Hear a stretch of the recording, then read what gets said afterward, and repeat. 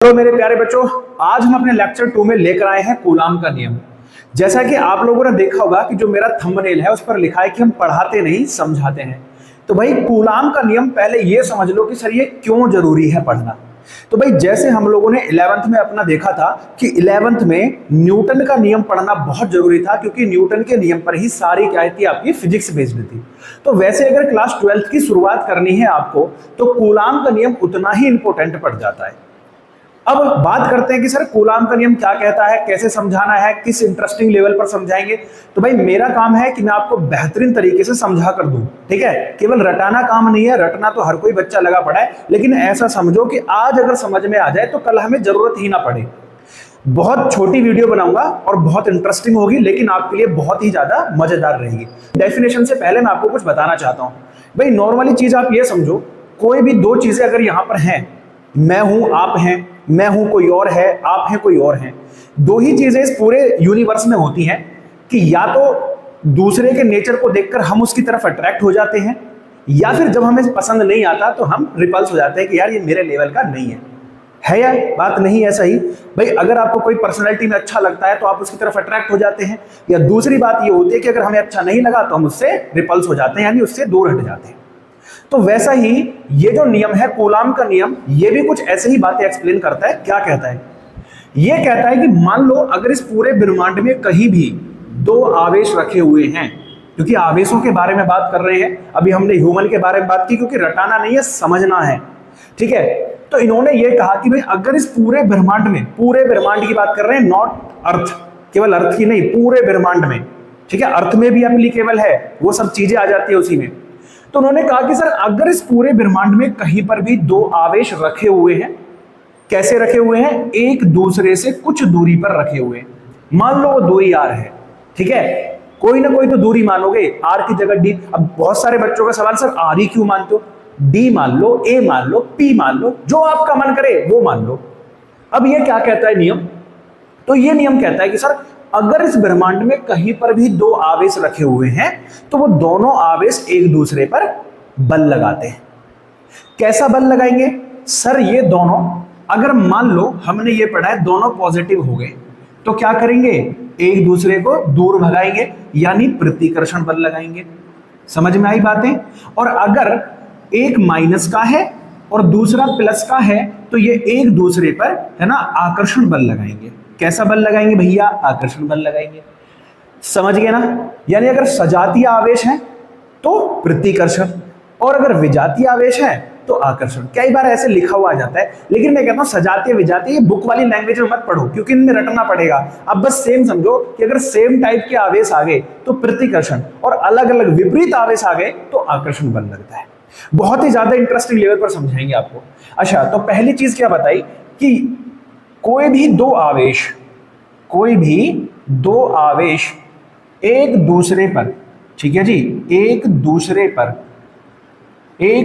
पर आकर्षण या, ठीक है, लिखते भी चल रहे हैं, लिखना भी तो बहुत जरूरी है, आकर्षण या प्रतिकर्षण बल लगाते हैं, ठीक है।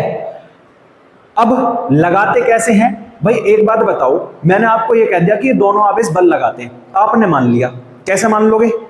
आप कहोगे सर आपने बुक से पढ़ा, बुक में लिखा था इसलिए आप लोगों ने मान लिया। अगर बुक में ना लिखा होता और मैं यूं कह दूं कि भाई थारा नाम पप्पू है, मान लोगे कि तुम्हारा नाम पप्पू है? नहीं मानोगे ना, क्योंकि तुम्हारा तो अपना अपना नाम है। तो वही चीज मैं ये कहना चाह रहा हूं भाई कि इसे मान लेंगे ऐसा तो बिल्कुल हो नहीं सकता। इसके लिए क्या चाहिए? प्रूफ चाहिए, कुछ सवाल होने चाहिए। तो भाई कूलाम पर भी ये सारे एलिगेशंस लगे होंगे कि भाई मुझे प्रूफ करके बताओ कैसे काम कर रहा है, इसका कोई फॉर्मूला होगा, कैसे कैलकुलेट करूंगा, ये सारे बातें भी तो आएंगी। आपने केवल इतना बता दिया कि दो आवेश है, ये दोनों आवेश एक दूसरे पर बल लगाते हैं, तो भाई उसके लिए सब कुछ सवाल होंगे वहां पर, साइंटिस्ट ऐसे ही थोड़ी ना बन जाएंगे। तो उन्होंने कहा कि ठीक है, इसके लिए हम फॉर्मूला निकालते हैं, लेकिन पहले समझो क्या बताया इन्होंने बताया कि फॉर्मूला बनाने के लिए पहली कंडीशन ये है कि जो ये बल लगा रहे हैं तो बल आवेशों पर भी निर्भर करेगा। तो उन्होंने कहा कि जो लगने वाला बल है ना, लगने वाला बल, ठीक है, लगने वाला बल आवेशों के गुणनफल, जब कैलकुलेशन हुई तो ये सारी बातें बताई, आवेशों के गुणनफल के अनुक्रमानुपाती होता है। ठीक है जी, आवेशों के गुणनफल के अनुक्रमानुपाती होता है। यानी जो लगने वाला बल है ये डिपेंड करता है आवेशों के गुणनफल पर। जितने ज्यादा आवेश रहेंगे उतने ज्यादा बल लगेगा। ठीक है, दूसरी बात और क्या चीज है, और है सर इनके बीच की दूरी। तो यानी बल इस पर भी डिपेंड करेगा कि दूरी बढ़ेगी तो घटेगा या घटेगी तो बढ़ेगा, कुछ भी हो सकता है। तो आइए समझते हैं। तो उन्होंने कहा कि जो लगने वाला बल है, ठीक है, लगने वाला बल ये बीच की दूरी के वर्ग के व्युत्क्रमानुपाती होता है। ठीक है, व्युत्क्रमानुपाती होता है। ये बात किसने बताई है? ये बात इन्होंने बताई है कूलाम ने, इसलिए इसे कूलाम का नियम कहते हैं। ठीक है, तो भाई इन्होंने कहा कि जो बल है वो बीच की दूरी r थी, इसके वर्ग के व्युत्क्रमानुपाती। व्युत्क्रमानुपाती का मतलब होता है बटे में आ जाना। ठीक है, तो इसलिए ये हो गया। तो पहली बात उन्होंने ये बताई, दूसरी बात उन्होंने ये बताई, इन्होंने कहा कि अगर दोनों को मिला दूं तो टोटल बल निकल के आ जाएगा। तो उन्होंने कहा F(q1 q2) बटे में r²। और अब सब बच्चों को पता है, अगर उन्होंने 11th क्लास बढ़िया से पढ़ी होगी, कि जब जब इस प्रोपोर्शनल साइन को हटाते हैं तो एक कांस्टेंट आ जाता है। ठीक है, ये सबने पढ़ा होगा। नहीं पढ़ा है तो अब बता दे रहा हूं कि जब भी आप प्रोपोर्शनल साइन हटाओगे तो एक कांस्टेंट लेकर आ जाओगे। अब ये जो कांस्टेंट है इसकी वैल्यू होती है 1/4 पाई एप्सिलॉन नॉट। अब बहुत सारे मास्टर या बहुत सारी चीजें ऐसे होती है कि सर ये एप्सिलॉन नॉट को बताते हैं निर्वात की वैद्युतशीलता, निर्वात की वैद्युतशीलता, और यही बताकर छोड़ देते हैं। ये नहीं बताते कि वैद्युतशीलता, ये वर्ड पहली बार पढ़ रहे हैं बच्चे, ये क्या बता रहा है, ये भी तो पता होना चाहिए, है ना। आओ आज मैं इसकी सारी चीजें बता देता हूँ कि वैद्युतशीलता का क्या मतलब है। और सारे बच्चे कमेंट करके बताना भाई, जितने बच्चे देख रहे हो, कि वैद्युतशीलता के बारे में पहले जानते थे या नहीं जानते थे। नहीं जानते थे तो कमेंट में लिख देना नहीं जानते थे। ठीक है, ये आपके लिए सवाल है। वैद्युतशीलता ये बताती है कि जिस माध्यम में आवेश गुजर रहा है वहां अपना वैद्युत क्षेत्र बनाएगा। जैसे मैं किसी रोड से जा रहा हूं तो जहां जहां जा रहा हूं अपने साथ अपनी सारी प्रॉपर्टी लेकर जा रहा हूं ना, तो मेरा फील्ड बन गया। तो ऐसे ही कह रहा है कि जब किसी माध्यम में आवेश गुजरता है तो अपने साथ कितना वैद्युत क्षेत्र लेकर जा रहा है या कितनी बल रेखाएं उसके साथ गुजर रही हैं, ये माध्यम की वैद्युतशीलता को बताता है। जैसे निर्वात ही क्यों लेते हैं, क्योंकि निर्वात में कुछ भी नहीं होता, वायु भी नहीं होती, तो वहां सबसे ज्यादा वैद्युत क्षेत्र गुजर सकता है। अब वायु की जगह कोई दूसरा माध्यम ले लें, है ना, तो वहां कम वैद्युत क्षेत्र गुजरेगा, इसलिए ज्यादा वैद्युत क्षेत्र गुजरे, इसलिए यहां निर्वात की वैद्युतशीलता ली जाती है।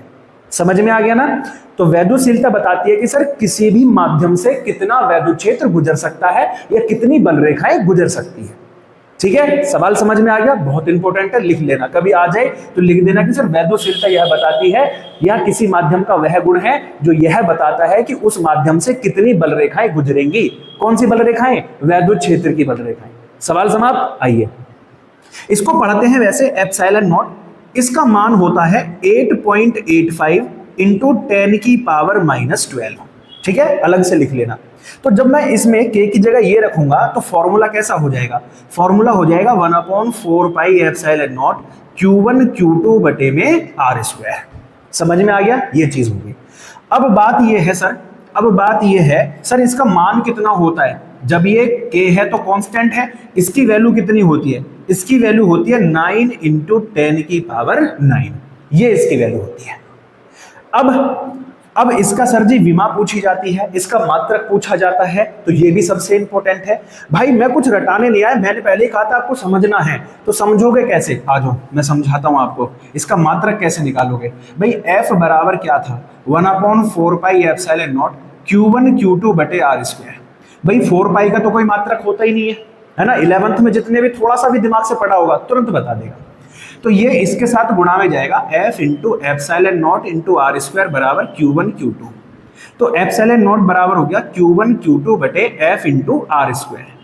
भाई मेरे बच्चे ये बताओ q मतलब क्या होता है? इसका मात्रक क्या है? कूलाम है, तो कूलाम का स्क्वायर हो गया बटे न्यूटन और मीटर स्क्वायर हो गया। ठीक है, ये सवाल हो गया, इसका मात्रक निकल कर आ गया। अब एक छोटा सा होमवर्क मैं आपको दे रहा हूं, वो है सर इसकी विमा लिख कर दिखाना सारे बच्चे। ठीक है, और नहीं लिख पाओगे तो मैं कमेंट में मेंशन कर दूंगा कि इसकी विमा ये होती है। ठीक है, सारे बच्चों में मात्रक ये हो गया। तो ये जो पूरा विस्तार से समझाया गया है यही आपका कूलाम का नियम है। आई होप आपको बहुत अच्छे से क्लियरिफाई हुआ होगा, समझ में आया होगा।